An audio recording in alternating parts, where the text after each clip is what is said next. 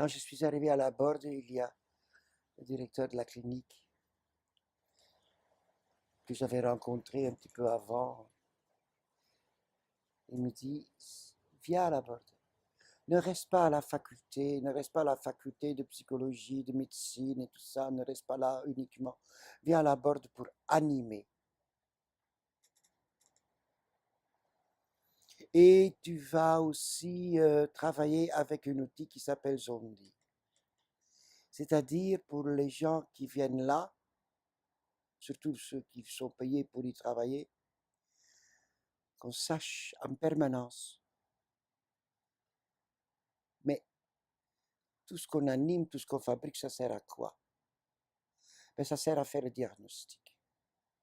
Ça sert à essayer de rencontrer la personne, parce qu'on est nombreux quand même, là où il existe, vraiment, au plus profond de lui-même, elle-même, c'est-à-dire là où il est, vraiment, quelqu'un qui n'est pas pareil que les autres, quelqu'un de,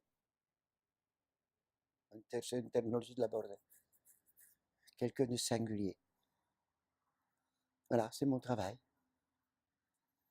Animer et essayer de faire émerger à chaque fois la singularité de quelqu'un.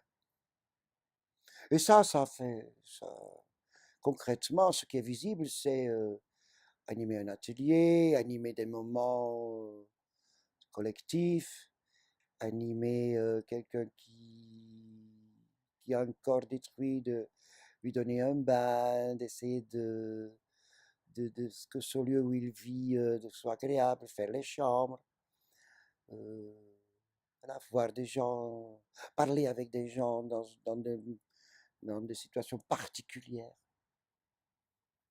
Voilà, c'est ça.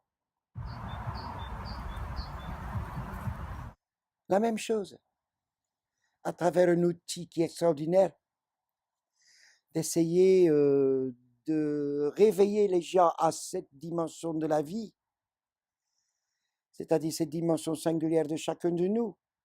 Et surtout quand il y a quelqu'un qui est immobilisé, qui est en souffrance, qu'on peut appeler aussi avec, à certains moments avec le nom d'une maladie, pour comment on peut contacter, comment on peut s'entretenir avec une maladie, et pour essayer de remobiliser. Et donc voilà, on fait des moments d'ensemble, de réfléchir ensemble là-dessus.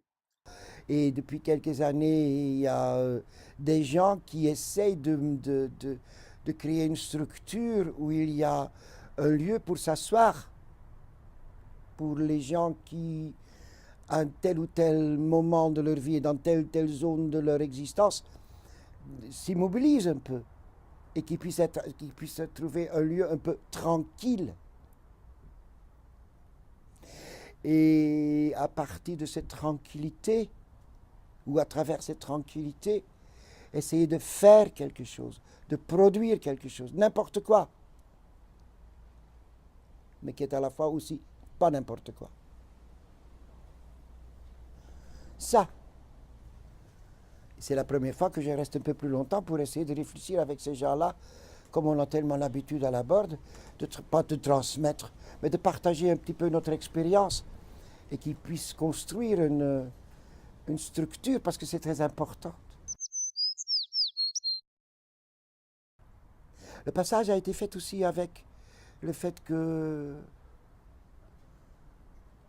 ben surtout toi, hein, Laurence qui voyait des gens, qui rencontre des gens dans son cabinet, mais c'est un petit peu, c'est nécessaire, mais c'est pas suffisant parce qu'une fois qu'il quitte le cabinet, ben alors là, comment me débrouiller dans la vie?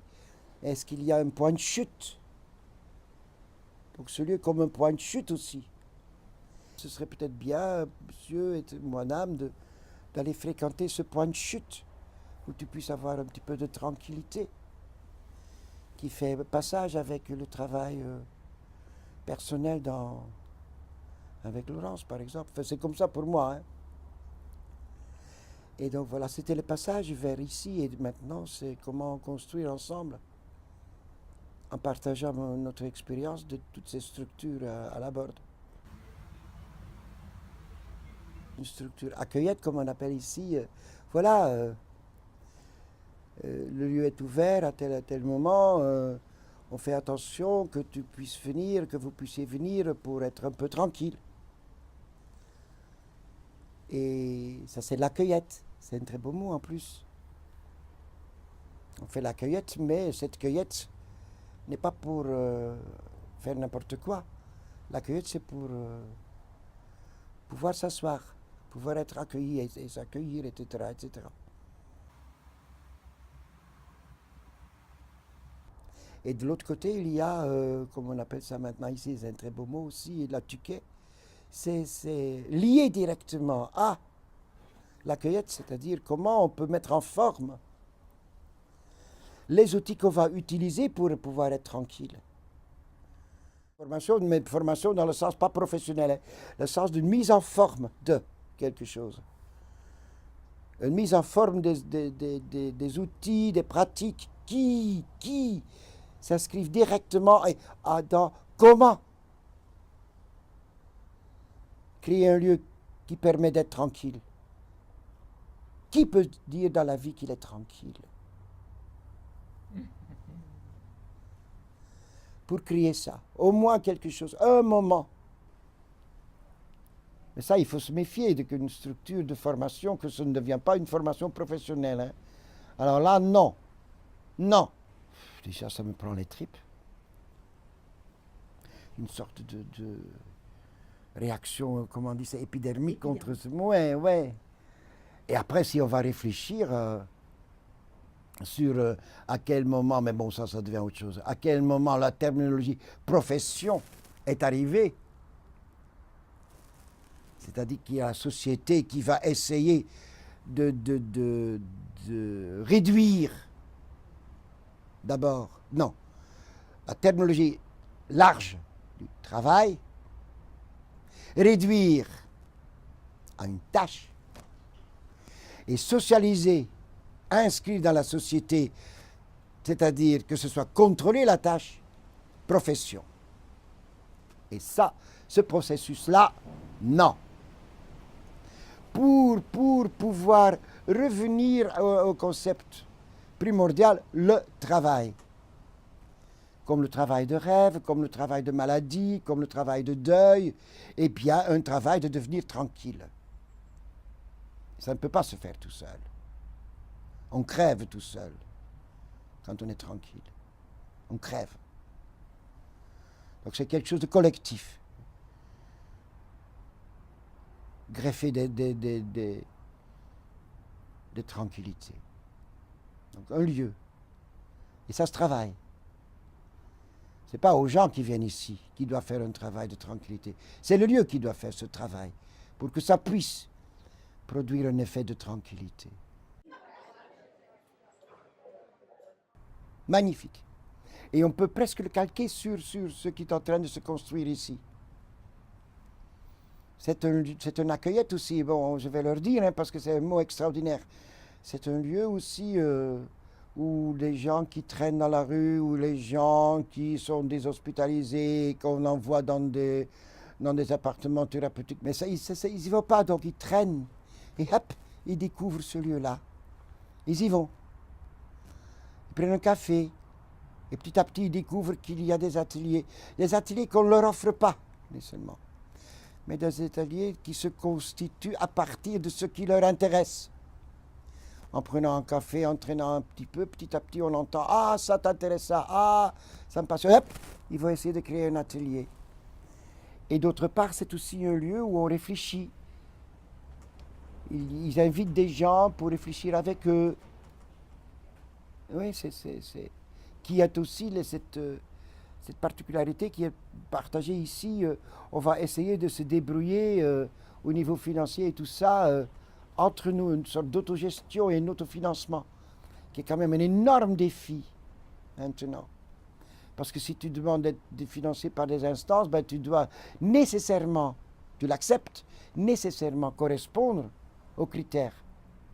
Et donc là, c'est ce défi d'ici aussi. C'est la même chose à l'entrepôt. Qui suis-je pour le dire? Je ne suis pas Jésus comme Macron, je ne suis pas rien du tout. Je sais que par notre expérience qu'on doit faire tous les jours, Quand Dr Ori m'a demandé de venir ici pour animer, c'était pour ça. Donc j'en sais rien. Mais je me sens bien dans cet endroit déjà, dans ma famille d'accueil, et de travailler avec eux pour construire ça. Oui, je me sens bien. Donc, je ne sais pas ce que ça veut dire, hein. Mais pour moi, c'est oui, oui, oui, on travaille, oui, on travaille. Ben, eux, ils travaillent. Moi, je suis là comme un petit qui vient de temps en temps, simplement. De quoi je me mêle? Tu vas pas lui faire.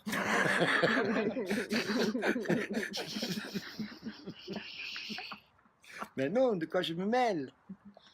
Non, non, je